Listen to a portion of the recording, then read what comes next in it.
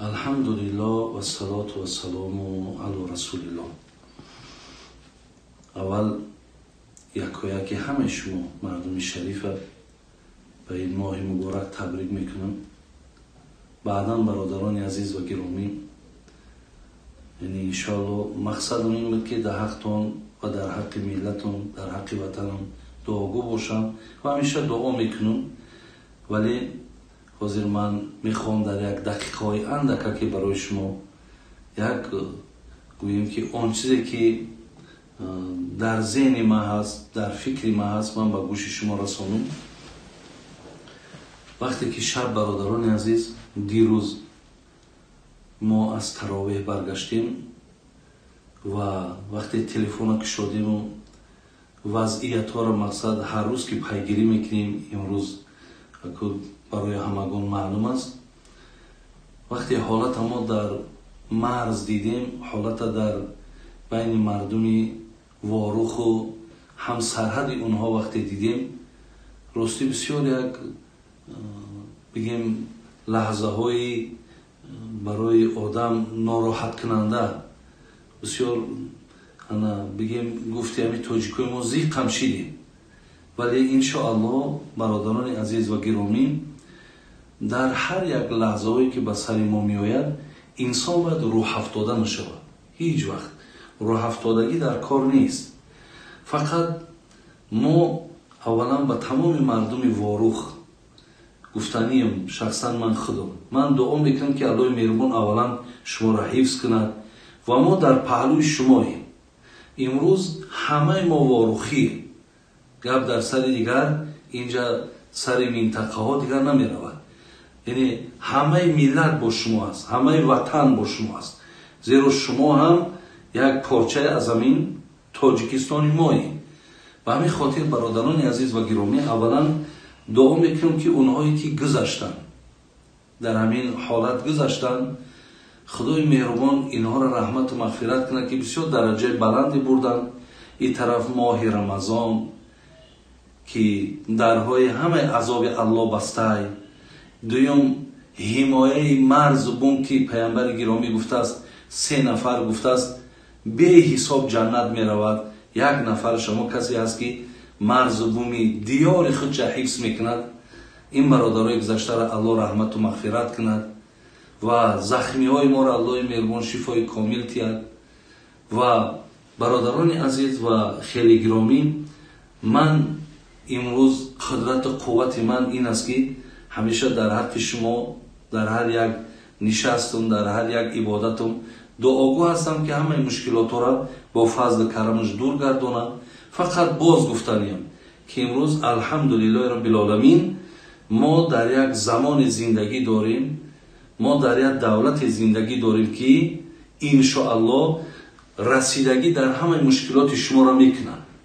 به این خاطر ما باید که هیچ وقت ایتری روح افتاده نشیم، شکست دیلم نشیم و هیچ وقت خودمانه ایتا آدم تنها و بی‌صاحبم برادرای عزیز هیچ وقت احساس نکنیم.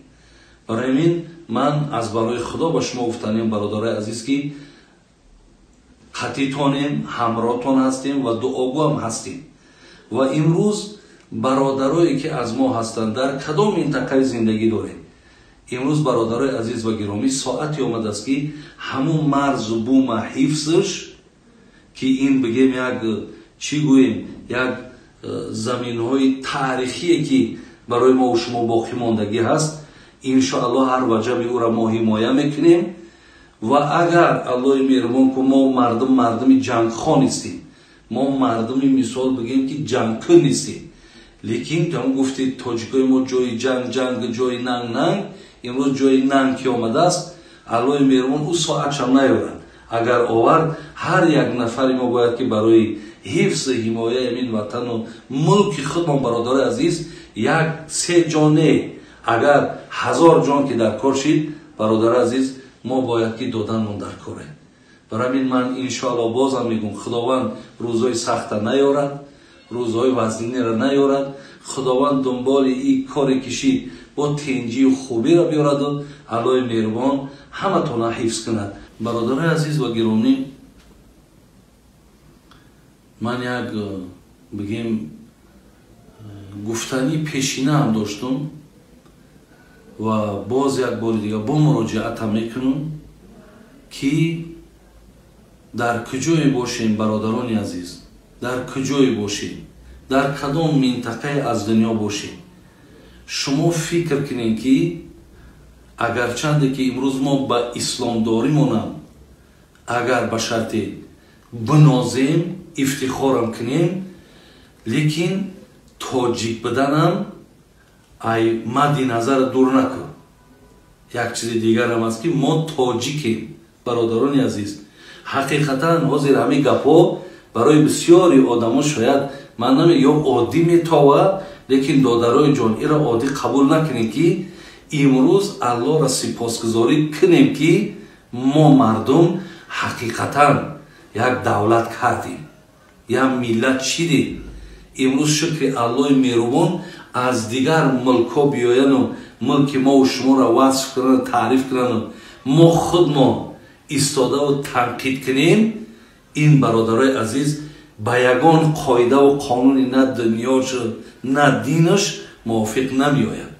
برای همین من دیروز یک برنامه را نگاه کردم، بعد یعنی که همین برنامه وروخ نگاه کردم، در یک شاید گروه 24 بود و یا شاید از دیگر همین اینترنت چندین گروه های پیدا شدگی است که دیگر سرفراش هم نمیره، هر کدامش که میشیند فقط و فقط سنگزنی ای، بد کردن ای، مثال بد نشان دادن ای. یک کس سوال میکند که برادر عزیز انا نمیشود که ما یک دانلو را پرسیم که ما در همین جا اگر بریم اشتراک کنیم در همین سرحد یکی بک شنمان ما چی درجه میبریم؟ او کس میگه که اینجا امروز جای دانلو پرسی نیست، یعنی مقصد دانلو را یک طرف بگذار. نه برادران عزیز، این چیزهایی را که کسی چیزی میگه من گمانم میگه که امروز ممکن همون آدمایی که خداشون وطن دوستدار میگن اونا از همین جنجال همیشه شاید که در دلکاشون کم کم با خرسندی هم داشته باشن که منطقه نارام شده، مقصد با یک راهی شد که من باید سنگ بزنم. لیکن نه برادران عزیز، این نقطه نظر گوش نکنید. برای شهید چیدن، شهید نشیدن الحمدلله تاجیکستان ما دارد اهل علمی که برای شما راهنمایی کنند. فقط من چی را گفتنیم؟ من صدقه همون جوانی میشم که بله برای جانش دادن برای وطنش تیار باشد. تو تیار باش. اگر خدای نکرده این دنیا بسیار در یک حالت نارامی است. اگر خدای نکرده این مرز بومی ما را از کجایی که کسی میخواه خطری را وارد کنه، تو جان تا برای وطن دیدن، من برای تو فتوا میتم. انشاءالله برای تو درجه هم است، برای تو مقام هم است. لیکن امروز این خیلی مردم هم مقصد انا با خاطر مرزبون که مقصد دیگر باشد این خیلی کردن در کار نیست. امروز روزی سرجمی است. امروز روزی هم ننگی که گفتم روزی ننگ است. ما باید برادرای عزیز گفتی همون شاعر که پشه چون پور شد بزند پیل را. کی باورش میاد که پشه فیل میزنن، لیکن جمع شون میزنن. مرچگان را چو بود اتفاق شیر جیان را بدرانند پوست. هیچ که باورش نمیاد که مرچه شیر را بزنن، لیکن جمع شون میگه میزنن. امروز روزی جمع شوی ما برادران در کدام منطقه باشه فقط نمیتونی آمد دعا کن که خدای مهربان در ملک ما هیچ وقت نارامی نباشه، در ملک ما خونریزی نباشه. من ای شما برادران عزیز همین را خواهش دارم که به هر یک دسیسه و به هر یک اولی جدا گپو ولولای بسیار میشود، ای 1000 کس کشتن، ها 200 کس کشتن، این چیزها را برادران عزیز به هیچ داده نشید.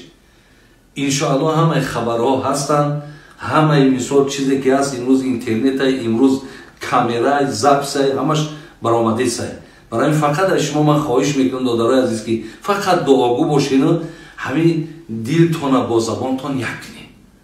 باز دعا میکنم که خداوند عمرتون دراز کنه و ایمانتون کامل کنه و این دیار ما را الله مهربان همیشه همین آرامی و آسایشتگی که داره بردوام نگه داره.